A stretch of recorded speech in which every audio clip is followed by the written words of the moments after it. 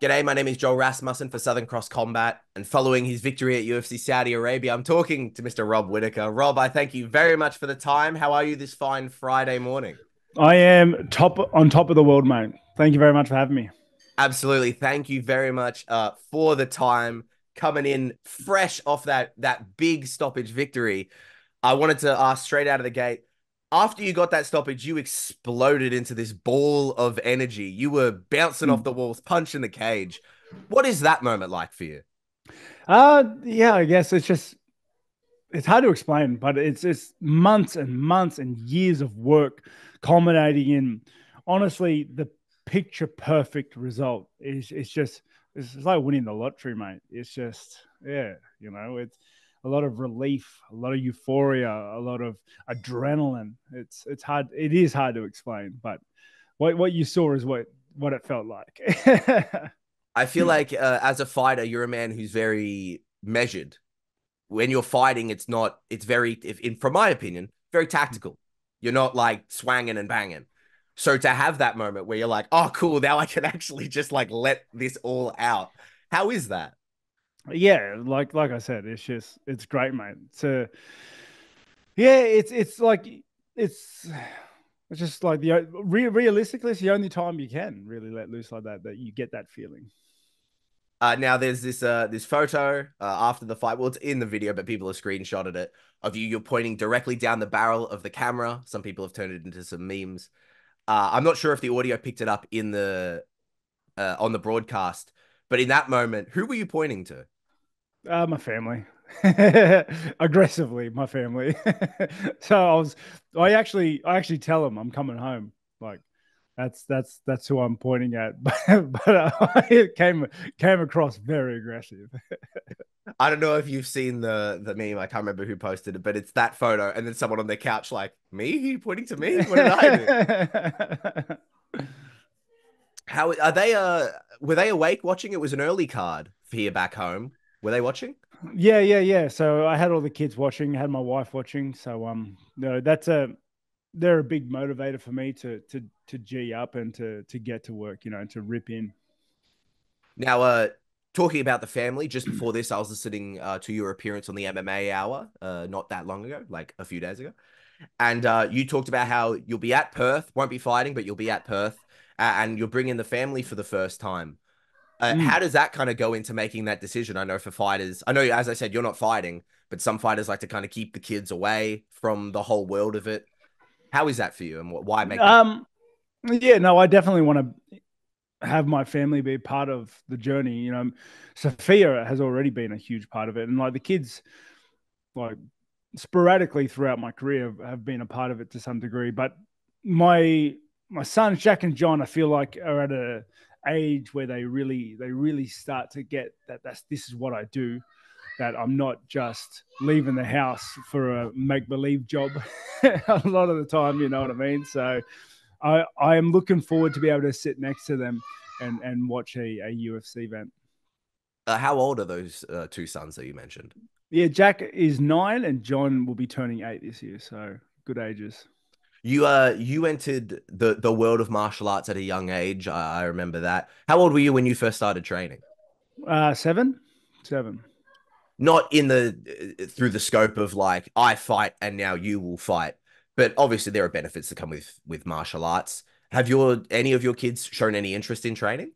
They all do jujitsu and wrestling and MMA.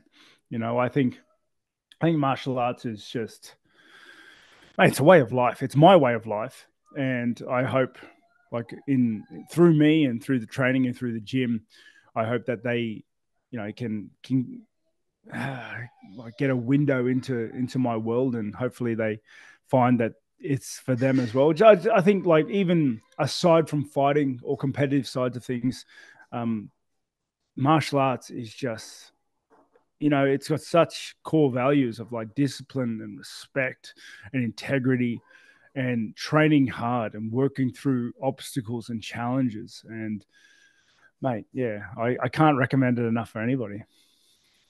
I think things like that and who you are makes you someone who's very beloved in the space. You kind of touched on this in the aerial interview that I mentioned. But how is that for you? Henry Cejudo said something nice about you, and he doesn't say anything nice about anyone. What do you say, mate?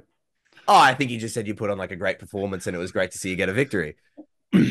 um, yeah, no, like I, I've never tried being anything that I'm not. You know, and I think the fans of the sport have gotten behind that because there's nothing. A fan will quickly uncover the mask. You know what I mean? And this sport, unfortunately, has heaps of masks. It's an easy sport to do it in, but like I said, I've never tried to be anything that I'm not. And I don't know. I don't know. I don't. You know, I'm blessed. I'm blessed that I. That's the way things have worked out. The the type of person that I've tried to be, and the story that my legacy is now written. There's anytime it's Rob Whittaker fight week, it feels like I noticed it. The UFC put out this one video. I'm not sure if you ever seen it. It's like a highlight of all your moments, both in the cage and like some funny moments. Do you any reference to like what I'm talking about? I don't think so. Not the It's top like of my head. it's like a big supercut of like some of your finishes and great moments, and then you funny at press conferences. And that video opens with a shot from the embedded for UFC Melbourne, where you're like, "I'm gonna get back to what I'm doing before I came to the weigh-ins." Does that ring any bell? That frame? Yeah, dude. This is, and that's a good point. It's like watch what you say because stuff will haunt you forever, man. Like forever. It was just one off the cuff average joke that I will not live down. That's exactly why I brought it up. I wanted to ask, is it a little bit where you're like, it was a joke, guys? Please, can we chill out on it? Yeah, yeah. That's just exactly what I meant. Like, yeah, watch what you say. Now, in some other interviews, you talked about how great you felt coming into that fight. A lot of people say that every fight, but you came in, you looked fantastic in there. People have asked you if you fought Chimaev, what do you think would happen? You said probably the same thing. What was it about that last camp and that preparation that was so good? I've been flowing off the camp with Costa because I took the fight pretty a couple of weeks after the fight. I was able to start the camp at a much higher fitness level and strength wise, and I more or less built off the back of the Costa camp, so which was perfect because it was a 5-round fight. So it was good. I just reached greater heights with all my training and fitness and strength, and after all, as well as with all the experience that I have in fight weeks and the octagon and the weight cuts, like things are starting to come together. Every fight, things become a little smoother, or I do things a little better. And this one was just, no exception. Is that something you're going to look to continue going forward? Of course, I'm always looking to build and improve. Like not only inside the octagon, everywhere in every aspect of my life. There was a period there where there was kind of a big gap for you between fights. I remember, I think on MM Arcade, you talked about like Christmas presents are going to have to get returned. It's getting tight in the old wallet. How is that for you you come off that Costa fight and then they're like, all right, do you want to fight again? And you're like, oh my God, finally activity. Yeah. Well, because a lot of people have mentioned my, the breaks between fights sometimes. And a lot of the times they are through no fault of my own, but sometimes they are due to injury or sickness or whatever. And it's not something I pick. Like I keep telling everybody else, like I want to be more active. I fight when I'm healthy. And, this was no exception. I fought Costa. They asked me about Chimaev in Saudi, and I said yes because I was healthy, I was hardy, and, I was in the area. So I like being active. Obviously now, even though last fight was picture perfect, I do understand the amount of mental strain, that my nervous system goes through and that my mind goes through preparing for fights. Because I don't know if anyone's told you, but fighting's a little stressful sometimes.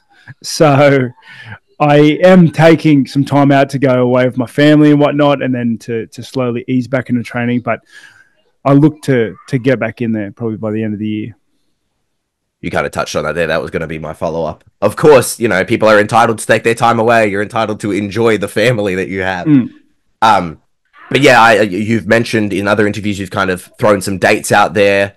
You mentioned the end of the year. Is that kind of the time frame, like October, November, December? What are we looking at? Yeah, those 3 months, somewhere there. I'm talking with the UFC. My team's talking with the UFC, and we're just throwing around ideas and see what comes up. You're a gentleman who isn't super bothered, it doesn't seem. You talk about fighting itself is stressful. In other aspects, you seem not super stressed, meaning you don't necessarily pick fights. Fights come to you, they offer you someone, you go, yep, we'll sign that. Mm-hmm. So I understand if it's not the biggest worry, but a lot of people have been talking about you and Strickland. In a tweet yesterday, I think Strickland said essentially, no, he doesn't want to fight you. And I was just wondering what your thoughts were on that. Don't care. It's like, I don't care if everyone's fighting me like this. Because I don't care who I fight. So it doesn't really bother me. UFC will come to me with a name and that'll be it. So I don't really think about potential opponents. Well, obviously every middleweight is a potential opponent, but I don't think about it too much because, like I said, UFC will come to me with a name, and then my crosshairs will be locked in, and I'll get to work. Talking about UFC Perth, and you're going to be attending with the family. As a man who doesn't necessarily watch heaps of UFC content, which is fine. If you work there, you don't necessarily have to watch it all. When you do attend events, are you familiar with the people there, or are you like, man, this guy seems good? No, so I am, to a degree, abroad of all the information, like the UFC fights and the fight nights and the big fights, and guys running, like having good performances or running unbroken streaks and yada yada yada. So if I'm around on a Sunday arvo and the UFC's playing, I'll watch it, like I will. But Sunday is also family day, so if I've planned anything else, I'm going to miss it. And, bro, there is zero chance I'm watching back a UFC card. Like, there is no chance. So, yeah, I'm abroad of a lot of the information. Not 6 screens, all the stats going on, live updates. Exactly. I'm not as diehard of a fan as, my fans. Now, those were kind of all the questions I had about regarding that fight. I've got some kind of loose tidbits just things I would like to know. So they're not exactly a exactly woven thing. There's a gentleman right now on The Ultimate Fighter this season, Khan Offley. He's a featherweight. He's Australian. You're the only man who's from Australia who's won tough. Mm-hmm. I was wondering, I know it's a mega rewind way back in the career, but how is tough? And like, obviously it changes and evolves. But from your time on it, like, how difficult is it to get through that show? I hated it. Absolutely hated it. I hated the entire experience. And if I could go back in time, I'd try to find a different way into the UFC. I thought it sucked. I was still a welterweight then as well. So I was like, it was hard. It was a hard cut that I had to do twice whilst I was in there. You're living with a bunch of dudes that don't, like, you might have to fight and don't like you.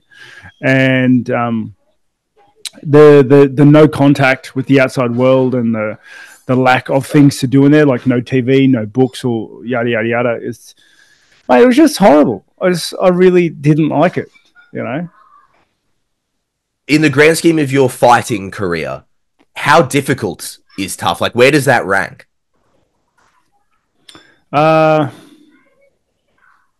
It's hard to compare them, really, because it's such a different thing.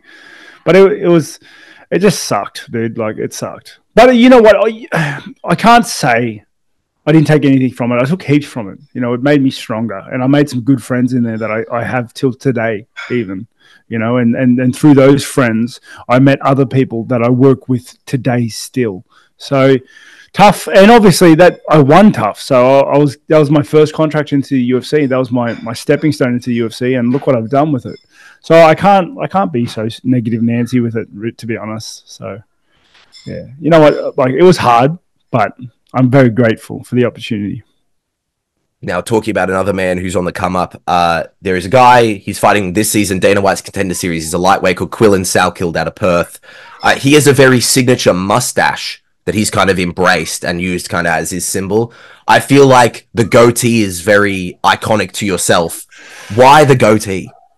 Because I broke my jaw when I was 19 and I had a plate put in there.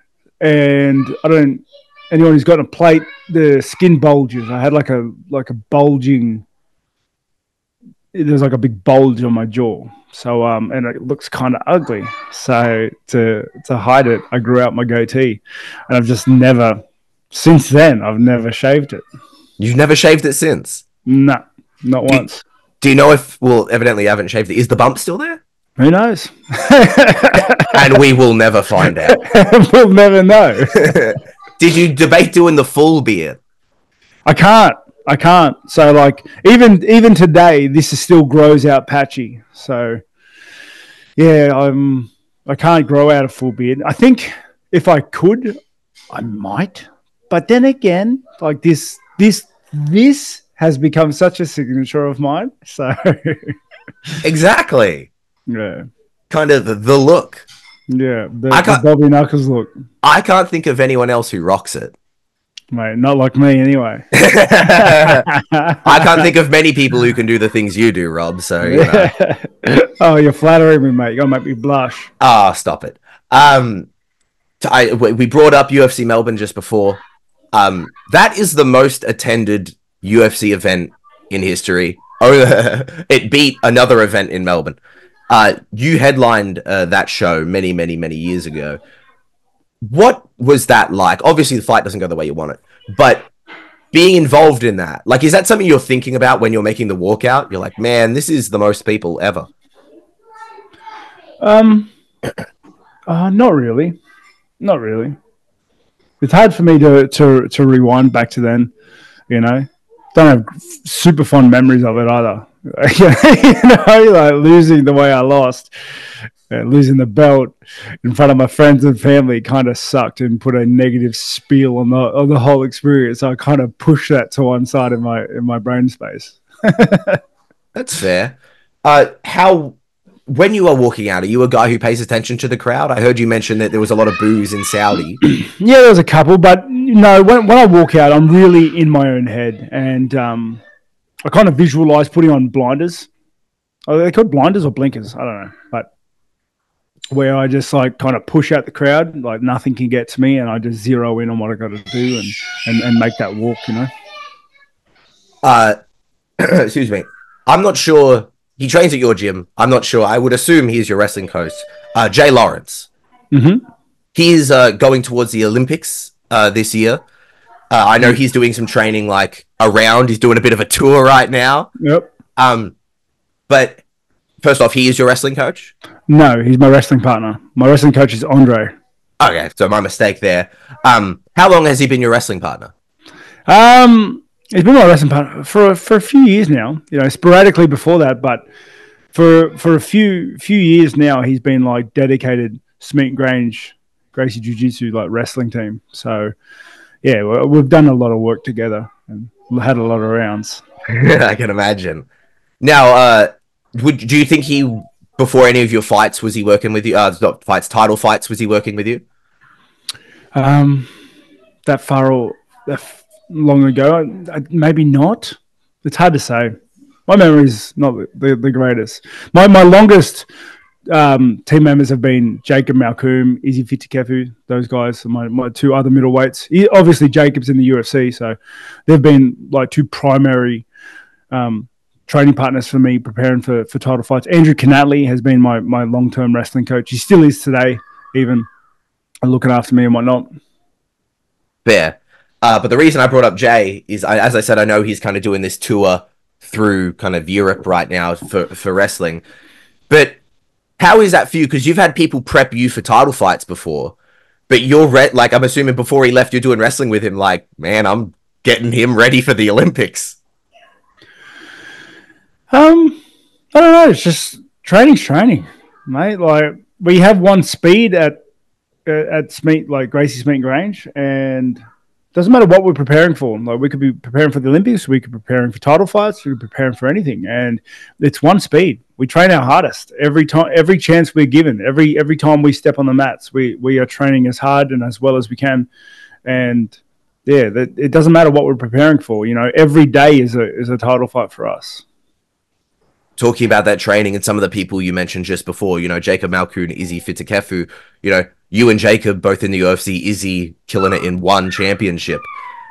What is it like stepping into that room where you're like, man, these are like world-class guys that I have to train with?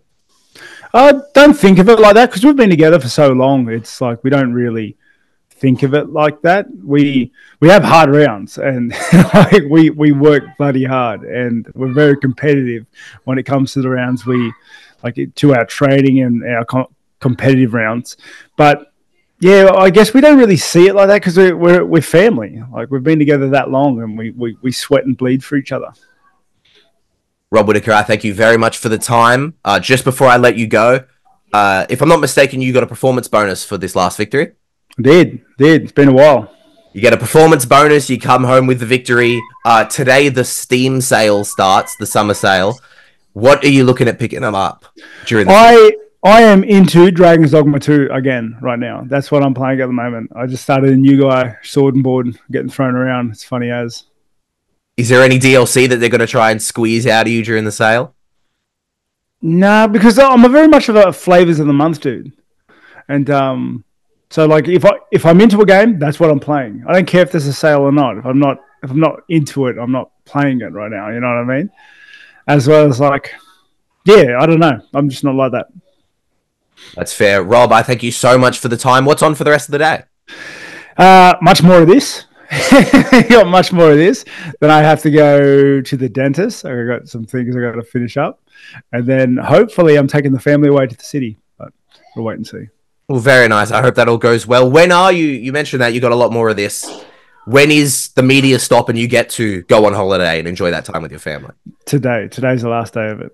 Oh, fantastic. I hope it goes well. Are you looking at, for the holiday, going away out of Sydney or just chilling in Sydney? I'm going to spend a few nights in Sydney just to, I don't know, mate, best place in the world, right? But next week, probably go up to the Gold Coast, you know, run a muck up there for a bit. Excellent. I hope it all goes well. Thank you so much for the time, Rob. It was a real pleasure to speak to you today. Thank you, mate. Take it easy.